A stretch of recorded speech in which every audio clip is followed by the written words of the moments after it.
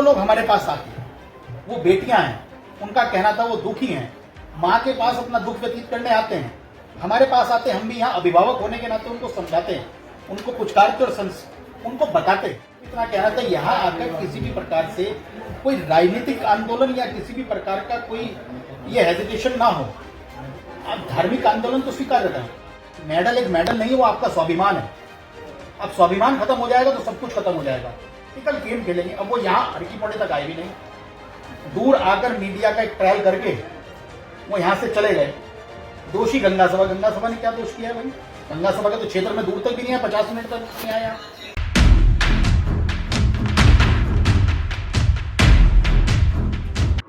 नमस्कार, मैं विजय, आप देख रहे हैं लोकल न्यूज ऑफ इंडिया गाँव की गुरुकुल। हरकी पैड़ी का अपना एक अलग इतिहास है। आस्था और आध्यात्म का ऐसा केंद्र जो यहाँ से अविरल बहता है और भारत के हर कोने में जाता है।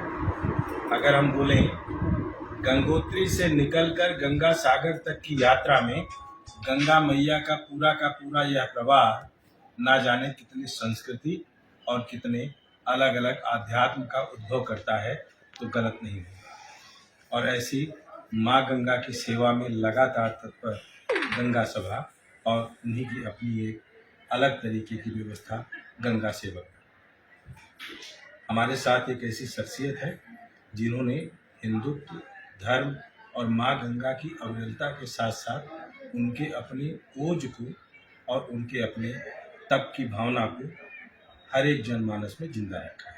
लोकल न्यूज ऑफ इंडिया में आपका स्वागत है। सबसे पहले तो अपना परिचय। मेरा नाम उज्जवल पंडित है और सौभाग्य से मैं इस पवित्र हरकी पौड़ी की जो प्रबंधकारिणी संस्था है श्री गंगा सभा रजिस्टर्ड, उसका गंगा सेवक दल समिति का सचिव हूँ। यहाँ श्री गंगा सभा 106 वर्ष से भी ज़्यादा रजिस्टर्ड के तौर पर, उससे पूर्व से भी इस पूरे हरकी पौड़ी क्षेत्र में आने वाले तीर्थयात्री, यहाँ का घाट व्यवस्था एवं तीर्थ पुरोहितों के हितों की रक्षा करने का काम करती है। जब हम बात करते हैं तीर्थ पुरोहितों की रक्षा की बात, तो आज कितना लगता है कि ये चरितार्थ हो रहा है कि जो हमारे तीर्थयात्री थे अपने पुरोहितों से कितना कनेक्टेड है, या हमारे पुरोहित अपने तीर्थयात्रियों से कितना कनेक्टेड है? देखिए, जिस प्रकार से लगातार इस भारत के अंदर सनातन परंपराओं के ऊपर आक्रमण होता रहा, यहाँ से जुड़ी हुई तमाम विरासतों पर उनको मिटाने का भी प्रयास किया गया। मुस्लिम आक्रांताओं से लेकर ब्रिटिश हुकूमतों ने हमारे उन इतिहास को खत्म करने का प्रयास किया।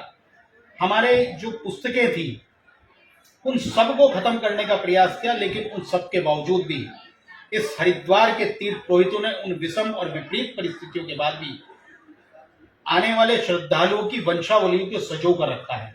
अर्थात लगभग 300, 350, 400 वर्ष का एक परिवार की लगभग 12 से 13 पीढ़ियां, कहीं 14 पीढ़ियों तक की वंशावली हमने सजो कर रखी है। ये इस बात का द्योतक है कि तीर्थ पुरोहित समाज अपने यात्रियों, अपने यजमानों तथा इस सनातन परंपरा को मजबूत बनाने में कितनी बड़ी भूमिका रखता है। दूसरी बात, अभी कुछ दिनों में उसके बाद जब ये मेकालय जैसी संस्था जो यहाँ पर इस शिक्षा के क्षेत्र में लाकर इन सभी चीजों को और प्रकार से मिटाने का भी प्रयास किया गया, उसके बावजूद भी आज सनातन परंपराओं का ध्वज विदेशों तक में अपने मजबूत शिखर के रूप में आज अपनी भूमिका में है।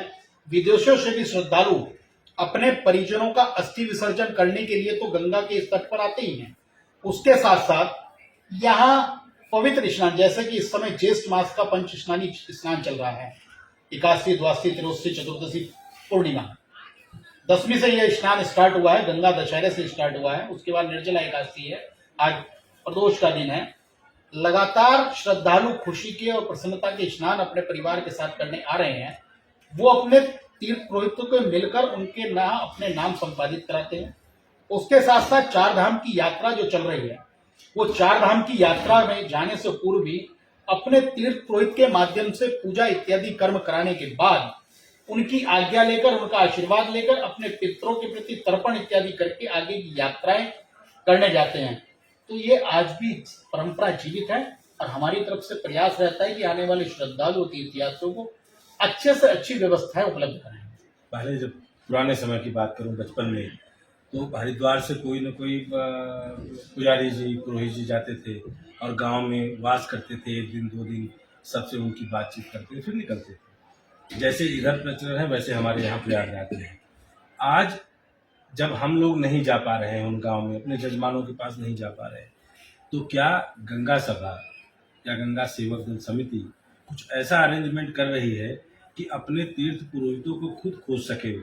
क्या कोई ऐसा तकनीक का इस्तेमाल हम लोग कर रहे हैं? देखिए क्या है, गंगा सभा तो इस हर की पौड़ी क्षेत्र का प्रबंधन है और गंगा सभा के पास आकर कोई यात्री अगर ये संपर्क करता है कि मुझे अपने तीर्थ पुरोहित को तलाशना है, तो गंगा सभा उसमें हेल्प करती है, क्योंकि तीर्थ पुरोहितों की सर्वोच्च संस्था और यहाँ की जो चयन प्रक्रिया, जो यहाँ का लोकतांत्रिक प्रक्रिया है, जो संगठनात्मक प्रक्रिया है, वो लोकतांत्रिक तरीके से होती है। यहाँ का मतदान होता है, उसके बाद ही पदाधिकारी यहाँ सृजित होते हैं। इसीलिए और इन्हीं तीर्थ पुरोहितों में से जो लीक मर्यादा में शामिल होते हैं, इसलिए सभी लोग ये प्रयास करते हैं कि उनके तीर्थ पुरोहित तक उस श्रद्धालु, उस यात्री को पहुंचाया जाए। अब जैसे मैं बात उज्ज्वल जी से कर रहा हूँ, तो आपका क्षेत्र कौन सा है जहाँ जजमान आपके ज़्यादा है? जैसे कि मैं मारवाड़ का, मेरे पास ज़्यादा पुरोहित है। मारवाड़ में भी क्या है, बीकानेर, बाड़मेर, जैसलमेर जो पाकिस्तान का बॉर्डर का एरिया है, वहाँ से आने वाला महेश्वरी है गया, मोता हो गया। हमारे यहाँ क्या है कि मतलब एक गांव है, एक गांव में एक गोत्र के लोग अलग भाई के पास है, एक गोत्र के लोग अलग भाई के पास है, शहर के लोग अलग किसी के पास है, गांव के लोग, अगर मेरे पास बीकानेर है, अब बीकानेर के अंदर बैठा हुआ पुष्करना ब्राह्मण और उसमें भी कुछ गोत्र मेरे पास है, कुछ गोत्र किसी और, वहां बैठा हुआ मोदी खत्री अरोड़ा, वो 100% मेरे पास है, श्रीवास्तव कायस्थ किसी और के पास है, वहां बैठा हुआ मोता ब्राह्मण या अन्य प्रकार के जो महेश्वरी, राठी महेश्वरी हैं। अब राठी महेश्वरी में 72.5 लोग होते हैं, कुछ मेरे पास है, कुछ किसी के पास है, कुछ किसी के पास है। तो इसका निर्णय आप लोग कैसे करते हैं? निर्णय ऐसे करते हैं, पूर्व काल में जब व्यवस्थाएं चली आ रही थी तो हमारे बड़ों ने पंचायत बिठाकर ये तय किया कि जिसके पास जिस परिवार के ज्यादा लिखे होंगे वो वहां का पुरोहित होगा और जहां पर उनके परिजनों के हस्ताक्षर होंगे। हरिद्वार आकर अगर आपको तीर्थ पुरोहित को तलाशना है, पहला ये नियम है कि आप जाकर वहां उसकी वंशावली में अपने पूर्वजों के हस्ताक्षर देखें और कितने, केवल 1-2 नहीं, कितने उसके पास आपके पूर्वजों की पीढ़ियों की वंशावली है तथा लिखा है, वो जब संतुष्ट हो जाए उसके बाद ही वह आपका तीर्थ पुरोहित है। मतलब यहाँ भी झोल हो सकता है, जिधर कोई पूरी जानकारी नहीं रख रहा है, पूरे तरीके से तय नहीं कर सकता है, तो हो सकता है कि कहीं गलत जगह चला जाए। गलत जगह नहीं, अश्रद्धा, जहाँ श्रद्धा होगी वो सब कुछ देखेगा, अपने पितरों के प्रति भी, पुरोहित के। जहाँ केवल अश्रद्धा है कि केवल फॉर्मेलिटी के आए, पंडित जी आप ही लिख लो, काम को आप ही कर दो, आकर नष्ट हो जाता है।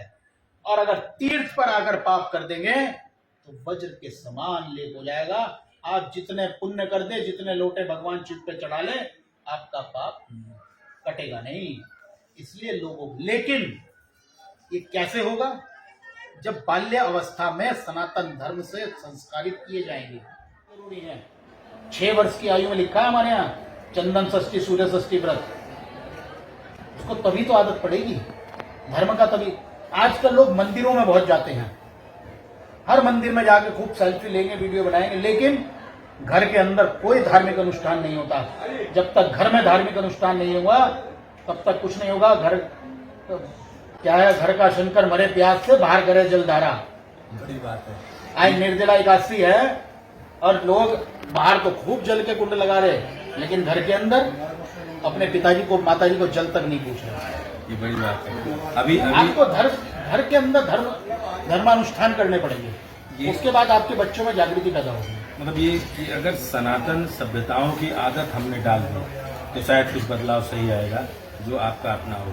अभी हाल में हर की पैड़ी चर्चा में आई, पहलवान यहाँ मेडल डालने आए, तो उसमें सुना कि आपकी एक अग्रिम भूमिका थी उसमें, तो क्या हुआ था उस समय? देखिए, मेडल डालने आए या प्रभावित करने आए या नहीं आए, हमें मीडिया के माध्यम से ये सारी जानकारी लगी थी। यहाँ कोई भी आता है, श्री गंगा सभा का दायित्व यहाँ आने वाले श्रद्धालुओं की पूजा इत्यादि संबंध किस प्रकार से संपन्न हो, किस प्रकार से उसका अनुष्ठान पूर्ण हो, यहाँ आरती की व्यवस्था किस प्रकार अच्छी हो, श्री गंगा सभा का महत्व ये है।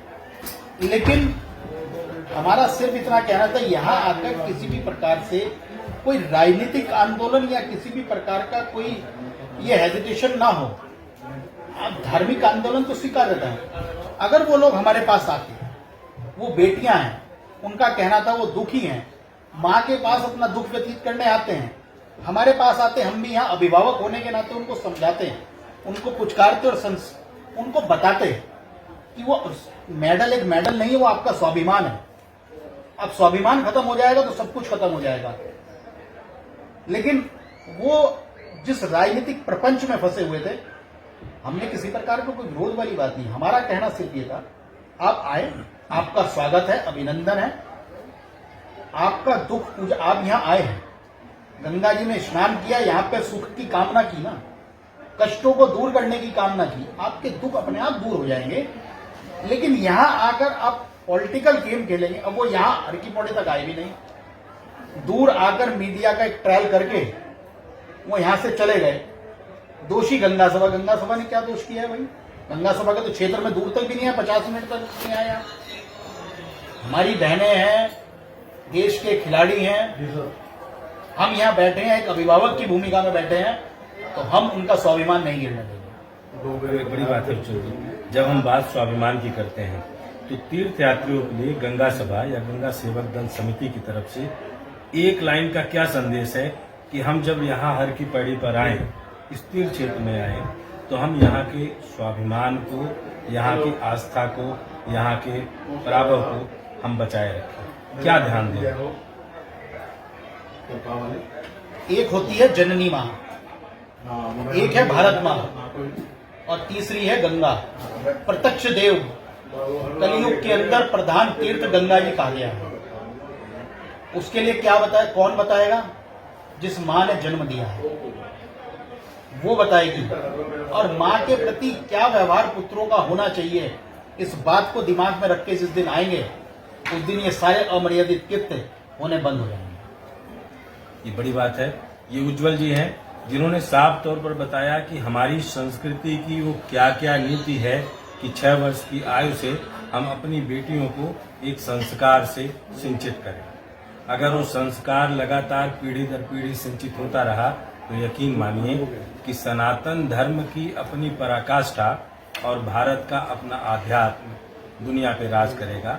हम विश्वगुरु थे धर्म में, अध्यात्म में और योग में, और अगर हम ऐसे बने रहेंगे तो इस गंगा की अविरल धारा को शायद गंगा सागर तक अविरल बनाने वाली सभी शक्तियों को ताकत मिले, जो इसमें आज गंदगी डालकर माँ गंगा को, उनके गंगत्व को खत्म करने का प्रयास कर रहे हैं। गंगा सभा और गंगा सेवक दल समिति के अपने प्रयास गंगा माँ की इस चौखट पर आकर इतने ज़्यादा सार्थक होते हैं, यह आप यहाँ की व्यवस्था से देख सकते हैं। आप हरिद्वार आइए और खुलकर आइए और अपने तीर्थ पुरोहितों से लेकर अपने पूरे इतिहास को खंगालने का काम गंगा सभा में आकर